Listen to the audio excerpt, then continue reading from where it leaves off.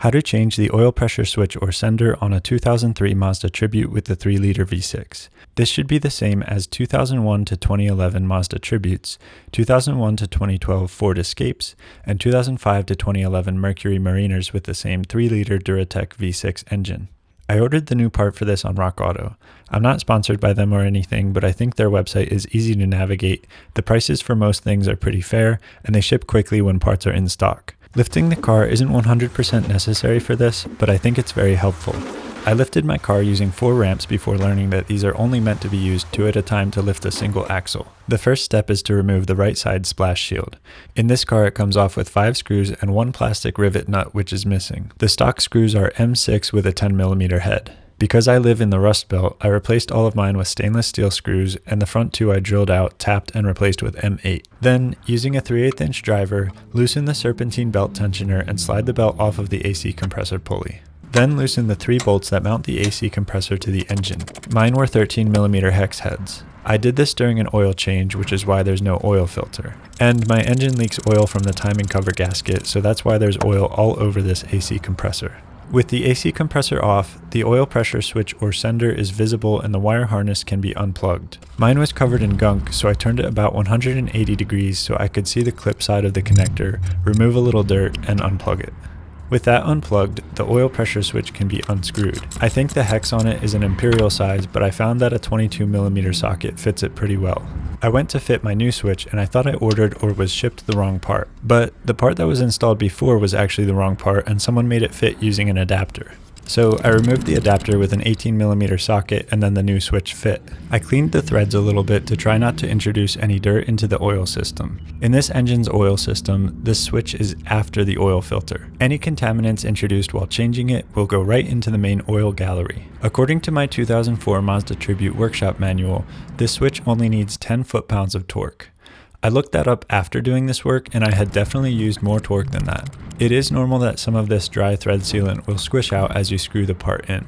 Now don't forget to actually plug the wire harness into it. Then reposition the AC compressor. Thread in the 3 bolts that mount it to the crankcase and tighten them down. The manual says these need 18 foot-pounds and I definitely over-torqued these by hand as well. Then loosen the serpentine belt tensioner again and put the belt back on the AC compressor pulley. It's also a good idea to check the other pulleys visually or feel with your hand to make sure the belt is going around each of them correctly. Now is probably a good time to start the car up and make sure the belt sounds normal and the oil pressure light turns off, but I put the splash shield back on before doing that. Once the splash shield is back on and the vehicle is off any lifts, the switch replacement is complete. Now, I'm no expert on this, but I'd like to share some info about this switch for anyone currently troubleshooting. The way this switch works electrically is the signal wire is shorted to ground with low pressure and an open circuit when the pressure is above a certain value. So, a wiring issue which would cause the light to turn on despite inappropriate oil pressure would be a short to ground. In my case, I replaced this part because my oil light was turning on intermittently. My oil level and color were okay, but my oil had most recently been changed by a shop as I shipped this car to my parents' house while moving across the country and they took it in for service and Pennsylvania state inspection.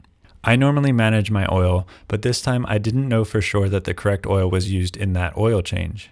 One potential cause of actual low oil pressure is low oil viscosity. This switch was $21, which is roughly half of what I pay for oil. So I thought it would be reasonable to replace the oil, filter, and switch and see if the light stops turning on. But there are a lot of things that can lead to low oil pressure. The oil pump's pressure and flow can decrease over time due to wear, and engine components such as bearings wear out over time, which can also cause decreased pressure.